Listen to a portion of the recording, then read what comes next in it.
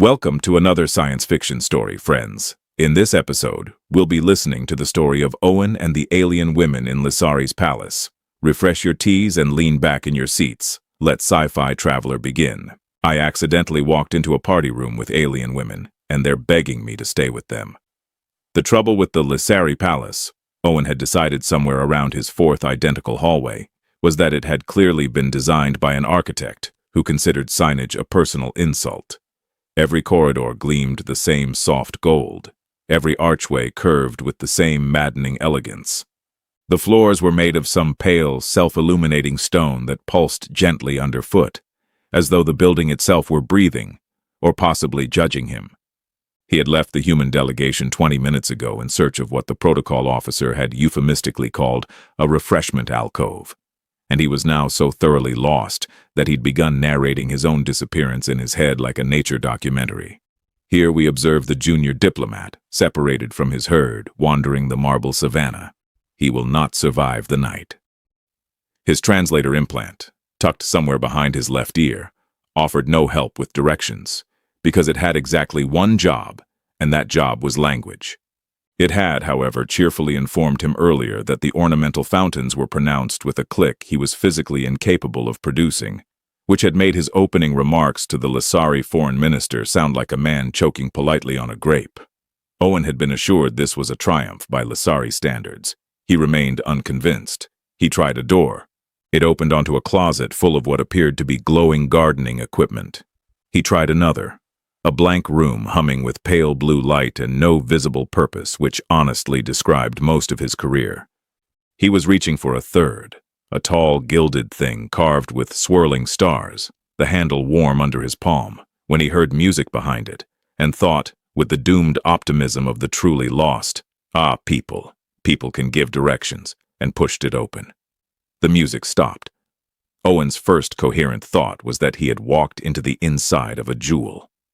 The hall beyond glowed with 100 floating candlelights that hung in the air with no strings or holders, drifting lazily like fireflies who'd unionized. And beneath them stood women, dozens of them. Lissari noblewomen, blue-skinned and luminous, draped in silk that shifted color when they moved so that the whole room seemed to ripple like the surface of a pool, their long, graceful ears, the one feature that marked them as not quite human, catching the light in delicate points. Every single one of them had turned to look at him. There is a particular silence that falls when several dozen people who were having a lovely time notice a stranger who very much should not be there. Owen had experienced it once before, at his cousin's wedding, and it had ended with him giving an unplanned toast. He felt his mouth open. Nothing useful came out.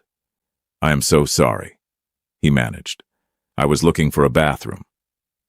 The words hung there, glorious in their inadequacy. Somewhere in his mind, the nature documentary narrator sighed and closed his notebook. And then, instead of the outrage he'd braced for, the alarms, the guards, the swift and ceremonial ejection of the human who had blundered into what was very obviously a private gathering, the room broke into delighted, astonished laughter. It rolled toward him like a warm tide. A noblewoman near the front pressed both hands to her mouth. Another said something rapid and musical that his implant rendered as, "It's real. It's actually a real one," which he chose not to examine too closely. Then they were moving, all of them, silk whispering, closing the distance with the bright, unguarded curiosity of people who had heard about a thing their entire lives and now found it standing in their doorway, apologizing about plumbing. They pressed close. A woman with silver-threaded hair caught his sleeve and turned his wrist over, marveling at his hand. Another leaned in to study his ears, his small, round, hopelessly ordinary ears, with the frank fascination of a jeweler appraising a very strange gem, and murmured something that made 3 others gasp. "Stay," someone said. "Sit with us. Speak. Say something else." Hands guided him gently, insistently, deeper into the candlelit glow, and he found himself half laughing, half babbling, saying, "Hello, hi, yes, hello. I really am dreadfully lost," while the most powerful and elegant women of the Azure Court delighted in him like he was a wonder that had wandered in from the rain. It was, Owen thought, the single most flattering catastrophe of his life. And then, over the shimmer of shoulders and the drift of glowing lights, past the laughter and the reaching hands, he saw her. She stood apart from all of it, near a tall, arched window that framed a spill of unfamiliar stars, and she was not laughing. She was not reaching. She held a slender glass in one hand, untouched, and she was watching him, not the way the others watched, hungry for novelty, but with something quieter and far more disarming, a still, level, searching gaze, as though he were not a curiosity at all, but a question she had been turning over for a very long time and had suddenly, unexpectedly, been handed the answer to. The crowd chattered. The candlelights drifted, and Owen, adrift in the warmest chaos he had ever known, found that he could not look away from the one person in the room who had asked him for nothing at all, and the noise, all of it, seemed very quietly to fall away. By the third day, Owen had achieved a level of fame he was entirely unequipped to handle.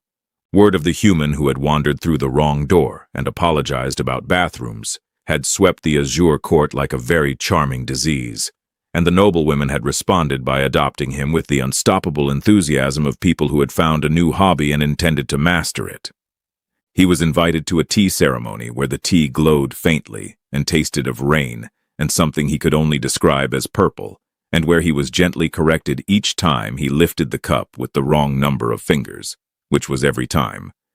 He was entered, without his consent, into a poetry duel, a Lissari tradition in which two people improvised competing verses until one faltered, and was matched against a noblewoman named Cora, who dismantled him so thoroughly, so elegantly, and with such obvious affection, that the audience applauded him for the sheer scale of the defeat.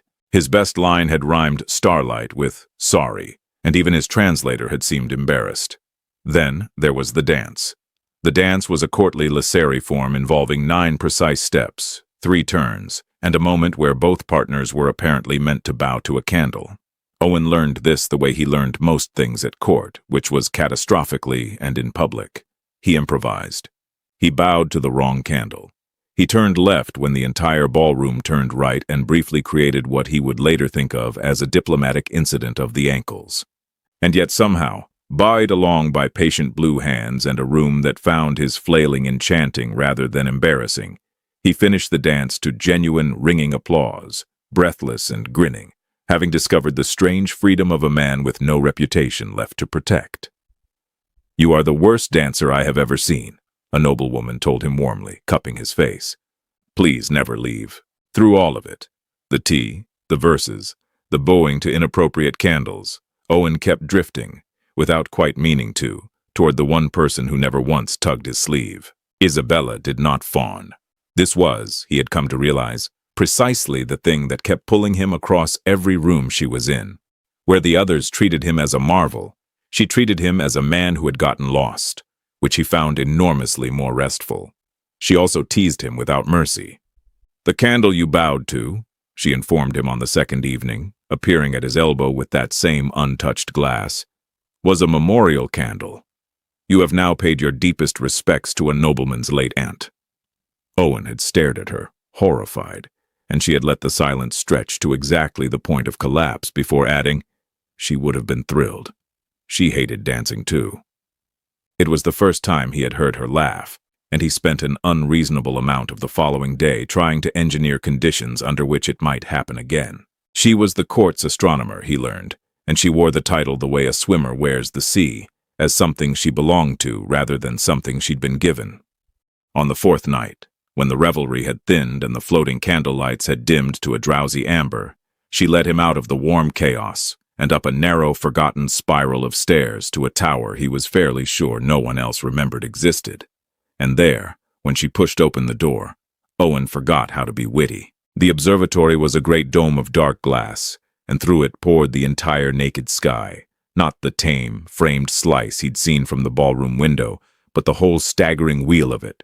Stars in colors he had no words for, ribbons of pale gas, a double smear of light low on the horizon that seemed to pulse faintly, like a heartbeat with 2 chambers.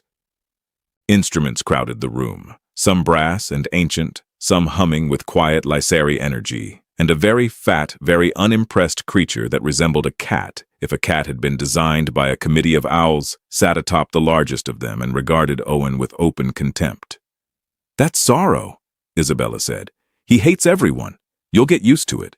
He hasn't." She moved among her instruments with an ease she never showed in the ballroom, and for the first time Owen understood why she always stood apart. Down there, among the silk and the laughter, she was a woman whose warnings were received as charming eccentricities and then politely set aside. Up here she was simply right, and being right, he was learning, was a very lonely place to be at a court that preferred beauty to bad news. "They think the sky is decoration," she said quietly, tracing a constellation he couldn't name. "Something to hang above a party. I think it is trying to tell us things. This," and her hand drifted, almost unwillingly, to that low double smear of pulsing light, "has been trying to tell me something for a long time now." The teasing had gone out of her voice. Owen, who had spent 3 days being adored and had found none of it half so arresting as this one quiet woman going suddenly still, stepped closer. "Tell you what." For a long moment she said nothing at all, watching those twin stars beat against the dark. Then she looked at him, and there was something in her face he hadn't seen there before. Not the composure, not the wit, but the careful, weighing look of someone deciding whether a stranger could be trusted with a thing she had not yet dared to say aloud. "Something," she said slowly, "that I am rather afraid I am the only one who knows." She did not tell him right away. Isabella was not a woman who blurted. She was a woman who arranged things, and she spent a full minute pulling a rolled sheet of some pale, flexible material from a drawer and smoothing it across a lit table until Owen wanted to shake the truth out of her, gently and with great respect. When she finally spoke, she did it the way she did everything, precisely, and without looking up. "The world your delegation is here to accept," she said. "The one my court is so eager to give you. Do you know its name?" "Vera," Owen said. "Blue oceans, temperate, a whole unspoiled continent for the first human settlement. The centerpiece of the treaty. I've heard the presentation 4 times. There was a very moving hologram of a sunrise. There will not be many more of those sunrises." She turned the chart toward him, and the double smear of pulsing light he'd seen through the dome resolved, in her careful lines and glowing notations, into 2 stars locked in a tightening spiral. "Vera sits here. Beneath this. It is called a contact binary. 2 stars orbiting so close they have begun to touch, to share their outer skin. They are unstable. They have been building toward something for centuries, and my measurements say the something is a stellar flare, an eruption large enough to scour the surface of every world in near orbit, including the one with the very moving sunrise." Owen looked at the chart. He looked at the twin stars, beating quietly against the dark. He thought about the hologram, the unspoiled continent, the first human children who might one day play on that shore. "When," he said, and his voice came out smaller than he'd intended. "Within one of your years, likely sooner." She said it flatly, the way you deliver a diagnosis you've already made peace with. "The signing ceremony is in 9 days. Humanity will accept Vera, plant its first colony, and have perhaps a season to unpack before the sky opens up and cooks it. The observatory cat, Sorrow, chose this moment to knock a small brass instrument off a shelf and watch it roll, maintaining eye contact with Owen the entire time, as though this too were somehow his fault. Owen barely noticed. He was still looking at the chart. "No," he said slowly. "No, someone would know this. Your court has astronomers. My delegation has surveyors. Somebody would have checked. You don't hand a species a planet without checking whether the local sun is going to have a tantrum." "Somebody did check." Isabella's jaw tightened. Somebody checked, and someone made certain the check was never spoken of again. And here, finally, she looked at him, and the wit was entirely gone from her eyes. "The minister overseeing the treaty. Vera is a problem he has wanted rid of for a long time. A doomed world in our own territory. A liability we would have to evacuate or explain. And then, out of the stars, came a delegation of trusting newcomers, delighted, grateful, asking for a home. She let that sit. "You are not being given a gift, Owen. You are being handed a grenade with a very pretty ribbon on it, by a man who will smile and bow and be halfway across the sector before it goes off." Owen sat down. There was, mercifully, a stool behind him. Had there not been, he'd have sat on the floor and let the cat judge him for it. His whole body wanted to reject the thing she was saying, because rejecting it was easier than the alternative, which was that the mission he'd trained 2 years for, the triumph his delegation was already quietly celebrating, was a beautiful lie with a countdown inside it. "You could be wrong," he said, and it came out almost pleading. "You could have the timing wrong, the mass wrong, the tantrum could be smaller than you think." She reached over and, without a word, spread 3 more charts across the table, each older than the last, each showing the same twin stars a little tighter, a little brighter, her own handwriting tracking the change across what he realized were years of patient, ignored, solitary observation. He looked from one to the next. The math was there. It was clean and merciless, and it did not care in the slightest about the moving hologram of the sunrise. He was not, whatever else he was, too proud to read a graph. "I've spent all night hoping I was wrong," Isabella said quietly. "It is a very lonely thing, hoping to be wrong and failing." For a while neither of them spoke. Sorrow gave up trying to provoke a reaction and curled into a resentful loaf. And Owen sat with the ruin of the thing he'd come here to do and found, to his own faint surprise, that underneath the dread, a stranger and steadier feeling was rising. Because a man who does nothing gets to keep his career, his commendation, and his very nice apartment on the orbital ring. A man who does something gets to keep, at minimum, the ability to look at himself in a reflective surface. He thought about the first human children on that shore. He thought about the minister's smile. "All right," he said, and was almost startled by how level his own voice came out. "Say I believe you. Say I believe every line on every one of these. 9 days isn't much time to prove a man is quietly arranging to barbecue a colony." He rubbed his face, and then, because the alternative was despair, he let a crooked grin through. "But it's a rather magnificent thing to try, isn't it? And I did always want to be remembered." Something flickered across Isabella's face. Surprise. And then, slowly, the first warmth he'd earned from her that wasn't a joke. "You'll help me," she said. It wasn't quite a question. "I bowed to a dead woman's candle in front of the entire court," Owen said. "I'm clearly not afraid of a little scandal. Show me where you keep the evidence, astronomer. Let's go and ruin somebody's evening." The trouble with conducting a secret investigation while also being the most famous man at court was that Owen could not so much as walk down a corridor without being ambushed by hospitality. He and Isabella had agreed to meet at dawn in the palace's lower archives, a vast and forgotten hall where the older sky records were kept, and it should have been a simple matter of getting there. It was not. He was intercepted first by Cora, who wished to duel him again in verse and would not take rhyme for an answer. He was intercepted second by a cluster of noblewomen who had decided he looked pale and required immediate feeding, and who escorted him firmly to a brunch he did not want and could not politely escape for the better part of an hour. By the time he finally slipped free and descended into the dusty gloom of the archives, Isabella had been waiting long enough to have developed opinions about it. "I was beginning to think you'd been eaten," she said, not looking up from the record crystals she'd already spread across a long stone table. "Nearly. There was a brunch." Owen shuddered. "There was a fruit that fought back. I have never been so cherished in my life, and I have never wanted so badly to be left alone." He dropped onto the bench beside her. "Do all your covert operatives have to fight their way past 3 breakfasts to reach the rendezvous? Or is that a courtesy extended only to me?" "Only to you." Her mouth twitched. "Enjoy it. It's excellent cover. No one suspects the man everyone is watching." She slid a crystal toward him, its interior threaded with faint captured light. "These are raw sky observations, taken automatically, filed and never read. The minister buried his own astronomer's report. That we know.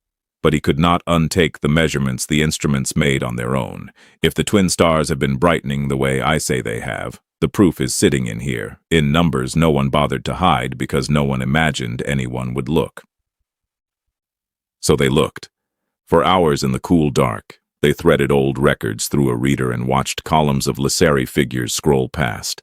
And Owen, who could not read the language but could read a rising curve in any tongue, began slowly to see the shape of it. The stars had been getting brighter, measurably, steadily, exactly as her charts insisted. Somewhere around the 4th hour, he stopped thinking of it as her theory and started thinking of it as a fact he'd helped uncover, which was a subtle shift and a dangerous one, because facts you've dug up yourself are facts you'll fight for. They were interrupted only once, and it was worse than any brunch. A shadow fell across the archive entrance, and a voice like poured honey said, "Ah, the famous wanderer and our diligent astronomer. What an unexpected pairing." The minister stood in the doorway, tall and serene, his silk the deep blue of a sky just before full night, his long ears adorned with thin bands of gold. He did not glance at the records on the table. He was far too practiced for that. "I confess I have grown fond of you, Owen," he went on, drifting closer with an ease that made the hair on Owen's neck stand up. "The court adores you. It occurs to me that a man so beloved might not wish to leave us at all. There is precedent, a permanent place at court, a title, silk of your own, every comfort the azure realm can offer. You would want for nothing.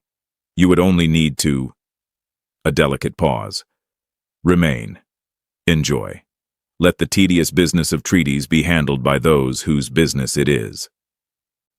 It was, Owen understood, a cage, a soft one, lined with velvet and flattery, but a cage, an offer to keep him fed and adored and distracted until the ink was dry and the countdown was somebody else's problem. He smiled his most vacant diplomatic smile, the one he'd perfected bowing to the wrong candles. "That's terribly kind, though I should warn you I'm a disaster at parties. I once apologized to an entire room about a bathroom." "So I heard." The minister's smile did not reach his eyes. He let his gaze rest a moment too long on Isabella, a cool, marking look, the look of a man noting where a problem lived. And then he was gone, silk whispering, honey voice trailing some pleasantry about the beauty of the night. The archive felt colder after him. "He knows," Owen said. "He suspects," Isabella corrected, but her hands had gone still over the reader. "Which is nearly as bad." And then it got worse because when she reached for her chronometer to note the hour, she went pale. "The signing," she said. "It was set for 9 days out. Look." She turned the little device toward him. The ceremony had been moved. It now sat 3 days away. The minister was not waiting for the sky to betray him. He was racing it. They gathered the crystals in silence after that, and when they climbed at last from the archives, Owen noticed the guard.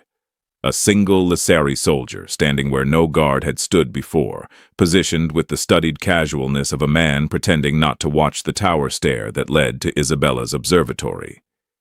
She saw him too. Neither of them said anything until they'd turned a corner out of sight. "We have the proof," Owen said quietly. It sat heavy in the satchel against his hip. Years of ignored measurements, a rising curve no honest instrument could deny. "We have everything we need." "We have 3 days," Isabella said. "A minister who is watching me, and a room full of people who love you far too much to believe you'd ever bring them bad news." She looked at him then, and beneath the fear there was something fiercer, something that had waited a long time in a lonely tower for one single person to believe her. "Owen, it is going to have to be the ceremony, in front of all of them. There is no quieter way left." Owen thought about that. The whole glittering court, both delegations, the minister's honeyed voice, and the two of them standing up in the middle of it with nothing but a satchel of numbers and the truth. He exhaled, slow. "Well," he said, "I did want to be remembered." The signing hall was the grandest room Owen had seen in a palace that specialized in grand rooms, a vaulting space beneath a dome of clear crystal, open to the whole spilled brilliance of the night sky, with the two delegations arrayed on either side of a long table of pale stone, and, upon it, the treaty itself, a single luminous sheet awaiting 2 signatures, and the fate of a world. The floating candle lights had been marshaled into stately rows. The noblewomen of the azure court lined the tiers above in their shifting silk, murmuring, radiant, delighted to see their favorite human in a place of honor. Owen stood among the human delegation, feeling the satchel against his hip like a second heartbeat, and beside the treaty stood the minister, serene as ever, a stylus of carved starlight in his hand, halfway through some flowing speech about the dawn of friendship between their peoples. Owen had rehearsed this moment perhaps 40 times in his head the night before. In none of the rehearsals had his mouth gone quite so dry. He waited until the minister lifted the stylus toward the treaty, until the pen was, quite literally, in hand, because he had learned that the Lisseri valued theater, and if he was going to end his diplomatic career, he intended to do it with the timing at least partly correct. Wait. His voice cracked across the hall, and every luminous eye turned toward him, which was a sensation he was becoming unpleasantly accustomed to. Before anyone signs anything, there's something this court has not been told, and I'll be honest, I'd rather chew off my own arm than say it, but here we are. He stepped forward past the astonished faces of his own delegation and set the satchel on the table. The world you're giving us, Vera, it's going to die. Within a year. And someone in this room has known it all along. The murmur that went through the hall was not a kind one. Above him, on a wide pale disk of light, Isabella's star charts bloomed into view. The twin stars, the tightening spiral, the rising curve traced across years, as she rose from her place with her chin high and her voice steady, laying it out for all of them, the contact binary, the coming flare, the measurements buried where no one would look. For a moment, Owen dared to hope it would be that simple, that numbers would be enough. They were not. The minister began to laugh. It was a warm, sorrowful, deeply reasonable laugh, and it was more dangerous than any shout. "Oh, my friends," he said, spreading his hands, turning to the tiers of watching nobles, as though inviting them to share in a small tragedy. "Must we truly do this here, on such a night?" He looked at Owen with an expression of exquisite pity. A lonely astronomer whose theories this court has heard and gently declined many times before, and a charming young human who has, how shall I put this kindly, grown very close to her, up in that quiet tower of an evening, a ripple of knowing laughter from the tiers. Owen felt his ears go hot. This is not a warning. It is a young man's heart, dressed up in a young woman's grievances. Sabotage, however tenderly motivated, is still sabotage. And the terrible thing, the thing that dropped Owen's stomach through the floor, was that the room believed him. He could see it happening, the fascination curdling into doubt, the fond smiles flickering, the whole warm court he'd stumbled into deciding, with visible reluctance, that their beloved wanderer had simply lost his head over a girl and a telescope. Isabella's charts glowed above them, correct in every line, and it was not going to be enough, because a man with a honeyed voice had told them a story that was easier to swallow than a dying sun. "They are only pictures," the minister said gently, reaching again for the stylus. "Pretty pictures drawn by a heartbroken pair. The sky is not a threat, my friends. The sky is—" The sky at that precise moment chose to make its own diplomatic remarks. A flicker ran across the crystal dome above them, a sudden silent brightening low on the horizon, where the twin stars hung, a pulse of light that swelled and guttered and swelled again, throwing sharp double shadows across the astonished hall. It was not the great flare. It was small, an early cough before the true eruption. But Isabella had predicted it, had written the date and the hour of exactly this on a chart she'd handed the human delegation that morning, sealed, before either star had stirred. And now, as the light pulsed overhead, the court's own automated instruments woke and chimed and began, in cold, indifferent Lisseri figures projected across the dome, to confirm her numbers. Line for line, to the hour. The silence that followed was total.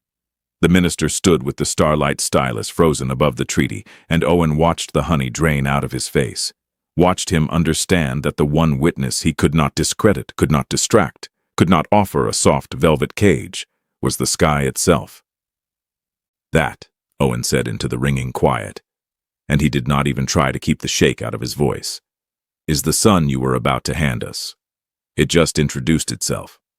Ahead of schedule, rather like me. It was Cora who moved first. Cora of the merciless verses, rising in the tears, pointing one elegant hand at the minister and saying something that Owen's implant rendered simply as, "You knew." And then the tide he'd never dared count on turned all at once.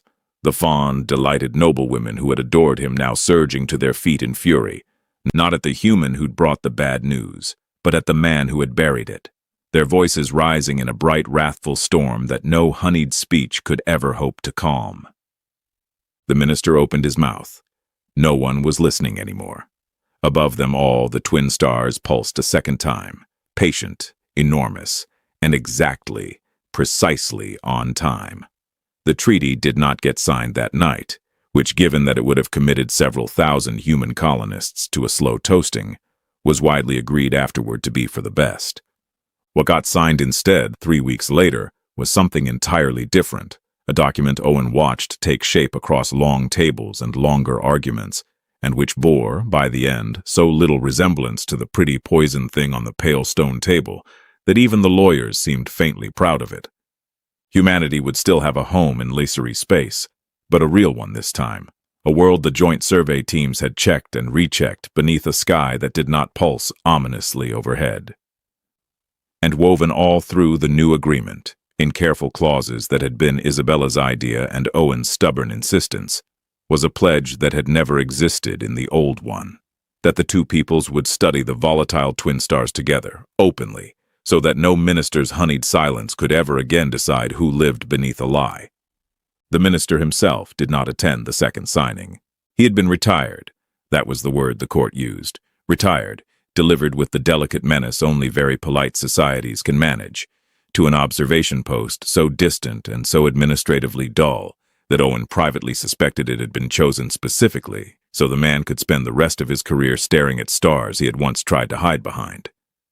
Cora, who had a gift for the perfect cruelty, remarked at the farewell that she hoped he would find the sky very educational, and the minister had bowed and gone, and that was the last anyone spoke of him. As for Isabella, the court that had spent years receiving her warnings as charming eccentricities discovered, with the swift enthusiasm of people rewriting their own memories, that they had always believed her.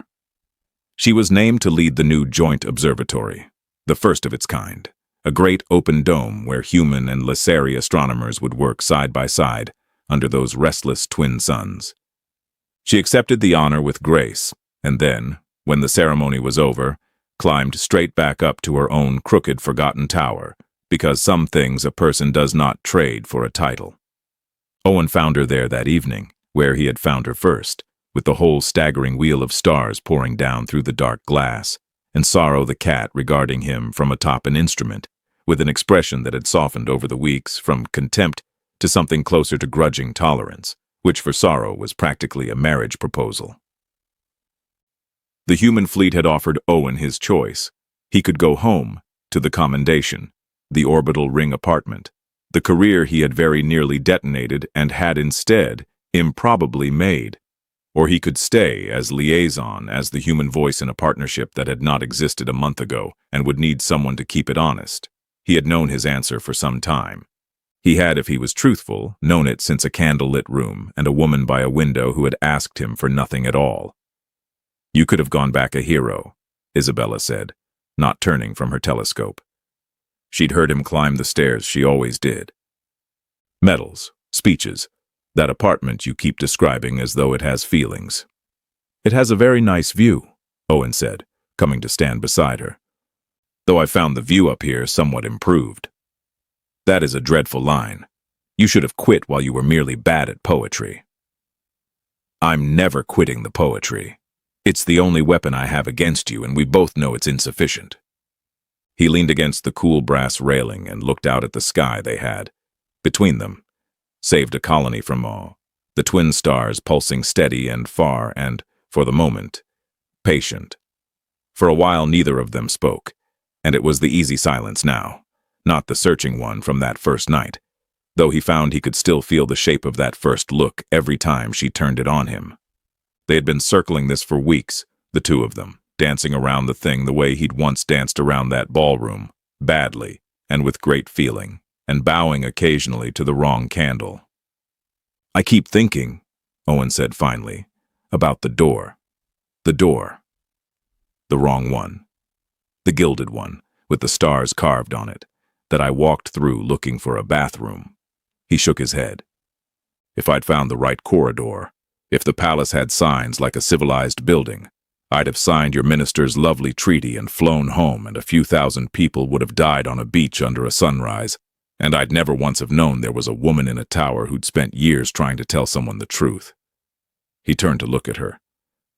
"Worst navigation of my life. Best wrong turn anyone has ever made." Isabella was quiet a moment.